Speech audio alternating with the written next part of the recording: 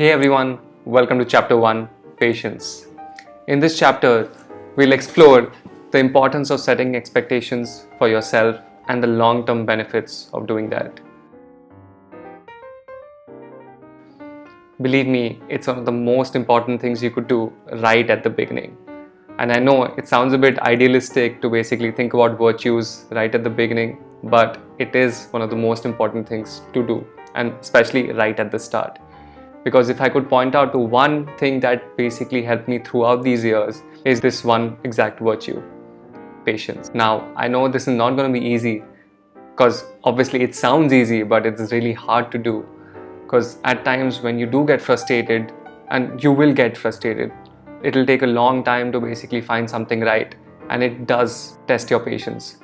So remember the things that you learned in this chapter.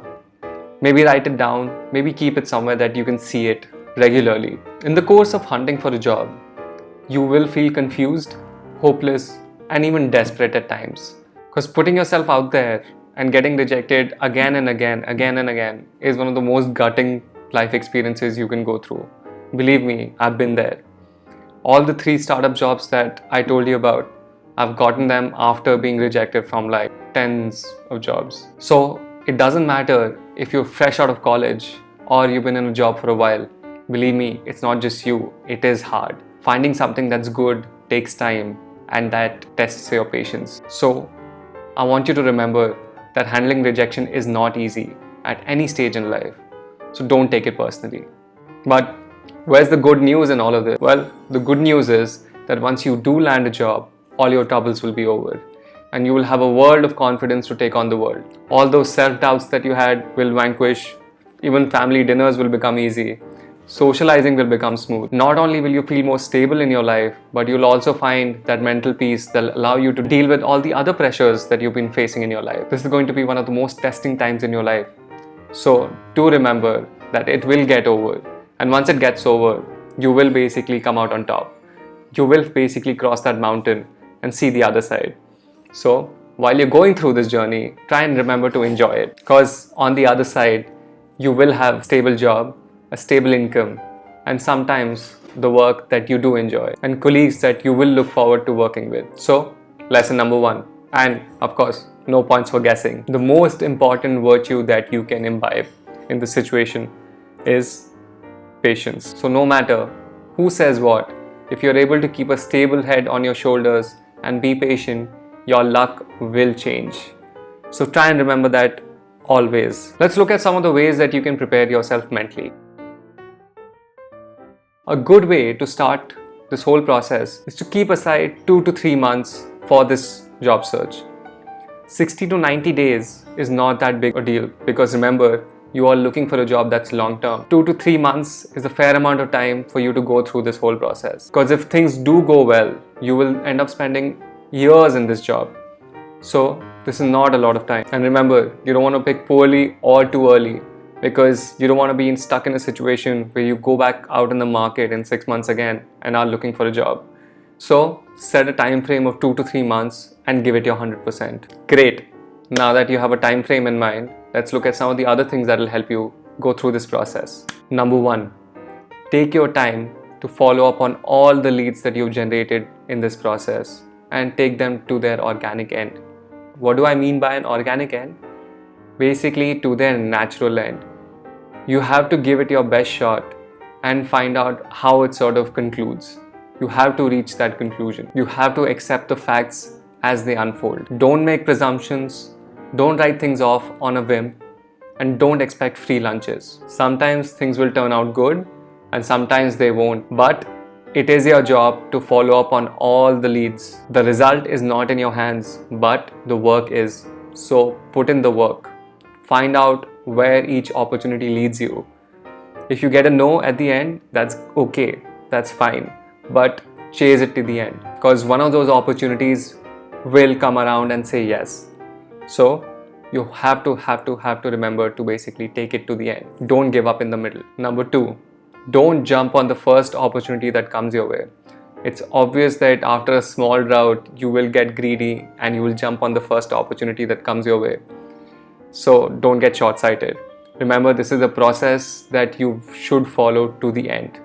You will be creating a pool of opportunities for yourself, and hopefully you will pick out the best one out of them. So don't get hasty. Remember to follow the process and put your trust in the process. It'll lead you to benefits. Sometimes what happens is that you do pick up a job, and then, like in 3-4 days or a week or 2 weeks later, the other job opportunity comes your way and you end up like regretting taking up the first one, or you jump jobs and then you burn the bridge on the first job. So you don't want to do that. So take your time, like how we discussed it in the first point, that you are going to put in like 2 to 3 months. You're going to chase down all the leads. You're going to pick out the best one out of them.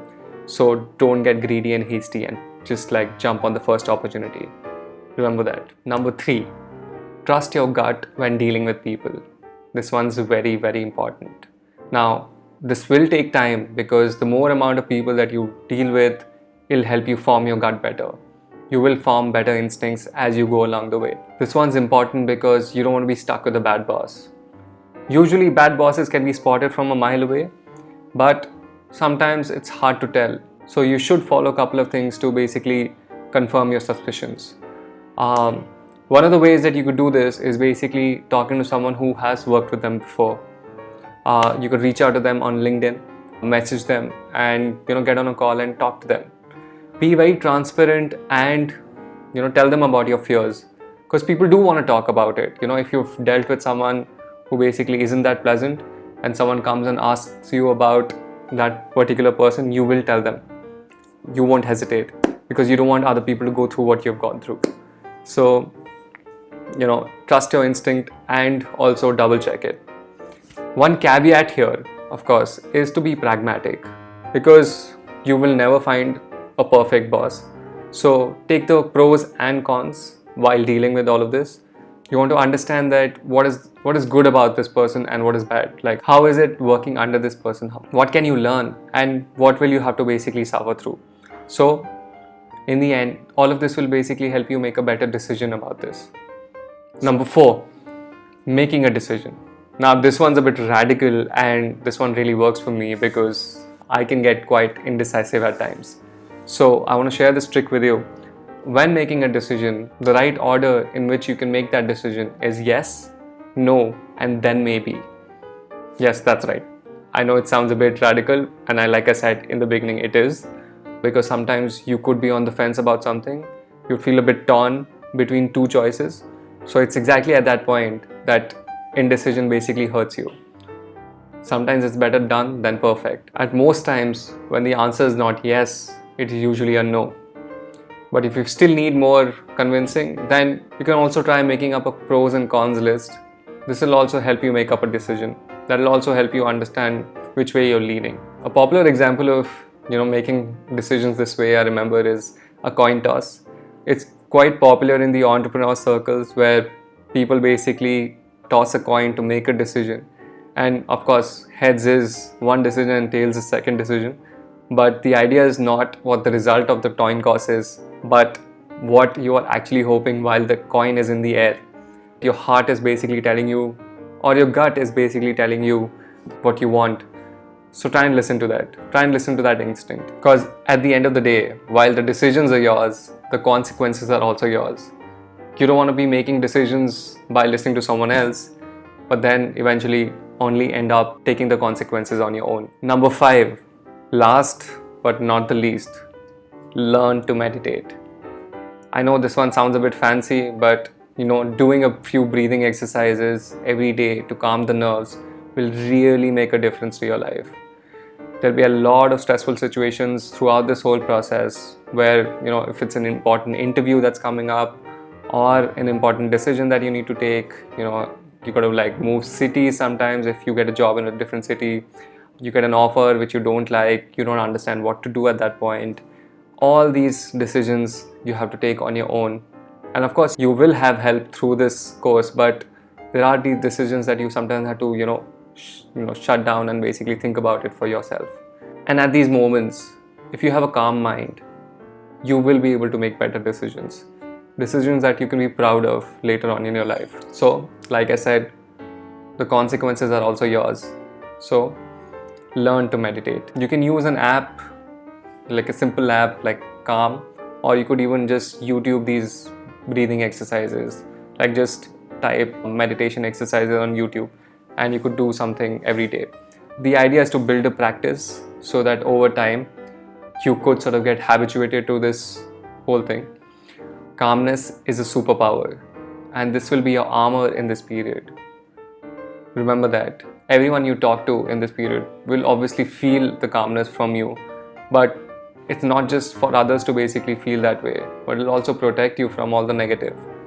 You won't take criticism that hard, and you also won't and shouldn't take your successes too highly.